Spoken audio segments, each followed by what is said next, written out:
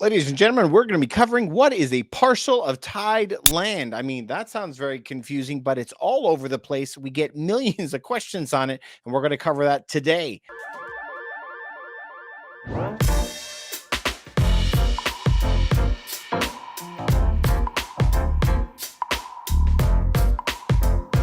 Now, there's a lot of different types of condominiums, but we're going to be getting into this one in particular, parcel of tied land.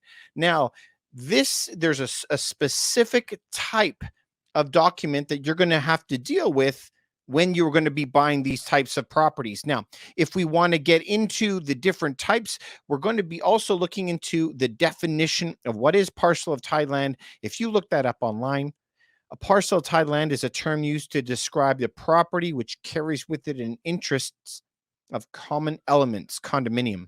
Okay, well, condo, I know what a condo is. Most people do, but it says that it must be, once joined, it must be transferred or mortgaged with the property. Like you can't get away from it, thus the name, tied land. But it could be hard to understand when we read definitions. I think it's really easy to understand once we actually break it down and look at it. And that's why I did a little drawing here. So, parcel of tied land, POTL, it comes with a special form. The parcel tied land has to be there. The important part is this is tied. You cannot get it out. Now, here is the story of why it used to happen. Massive subdivisions. Imagine I drew my rudimentary road. Don't make fun of my drawing. Okay, so remember, there's usually one entrance road that comes onto one way or the other of the road. And inside there, this is my pictures of rows of houses. Okay. I made them townhouses, but there's roads all the way back, all the way around here. This is all roads, okay? But these are all rows of houses, so townhouses, one after the other. They might look the exact same on both sides, but they're set up in different ways. So if you set them up in different ways, a parcel of tied land is usually only garbage and snow. So this is why is back in the day, the cities were very, very anxious to have buildings done. And so when they were building them, they didn't have parcels of tied land. They would just build it like this one over here. And when they did, they would build a park, grass cutting, they would have the snow removal, windows, roof, and these were all called common elements. So what would they happen? This is a typical condo. They would say, if your roof goes, we'll fix it. The condo will. If the windows go, we'll fix it. That's us. We'll cut your grass. Parking is all included, but obviously they take all the cost of it and then they divide it by square feet. So your payments on a property, let's say in Toronto, the home may be 700,000, and you'll have a $200 a month payment for this stuff, something like that. But the city was getting kind of tired because they said it's a lot of money for us to bring people over and actually go in there and plow all the snow. And it's expensive for us to send a truck here to go get the garbage. Very expensive. So for builders to be able to get their permit, they would go, okay, okay, okay. I'm really sorry, Mr. City guy. How about we will pay for the garbage and we will pay for the snow removal? Will you give up the permit now? Will you let me build now?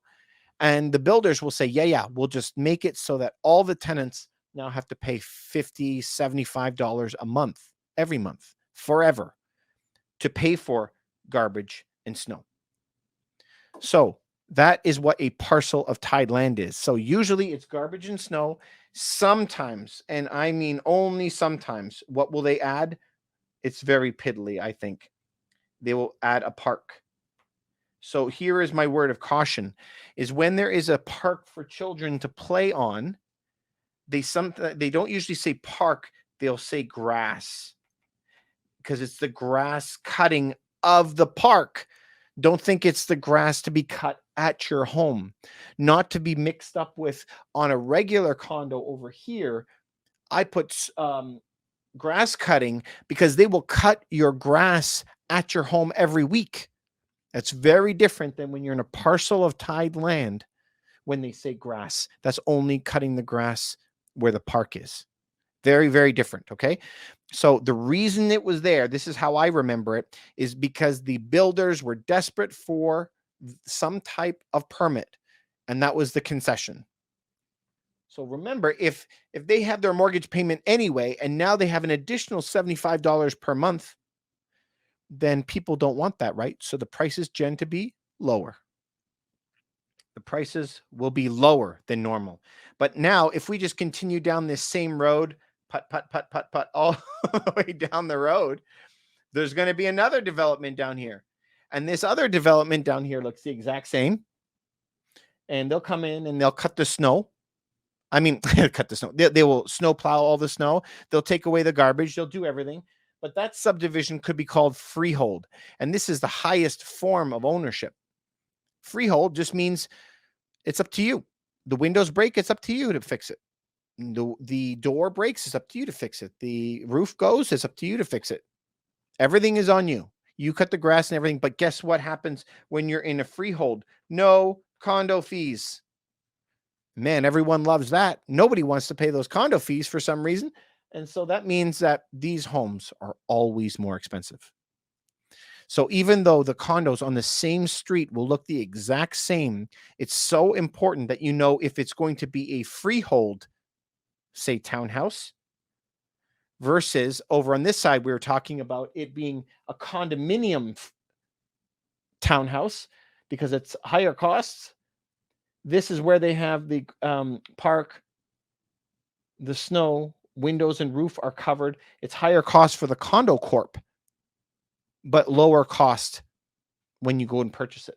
Whereas over here, the common elements are very, very small, so the payments will be small, but still overall, compared to a freehold, the values will be down. Make any sense? 3 different types of homes, but it may be the same builder. The homes may look identical from the road. It is just how it is set up. Once you're in the condo corporation, whether it's Parcel of Tied Land or not, you can't get away from it. It is what it is. And so it will reflect in time with your costs. But I got to tell you, from doing this forever, the payment that you're going to make on the home over time, whether it's a Parcel of Tied Land, whether it is a total condo corp, yeah, the payments are the highest over here, but you get the most over here. You never pay for windows. You never pay for the roof. You never pay for grass cutting or whatever it is. So you're paying a lot, but you're getting a lot. Whereas, and down here, you pay for everything. There's no fees, but you pay for everything. And I got to tell you, over the decades, they all work out to be somewhere around the same, not very much different. But it's up to you, and every place is very, very different. But today, you should have learned what a parcel of tied land is and how it can really change the fabric of the type of property you're buying. Hope you learned something. My name is Dave Ruff. I'm always here for your health, wealth, and happiness. Thanks for coming on.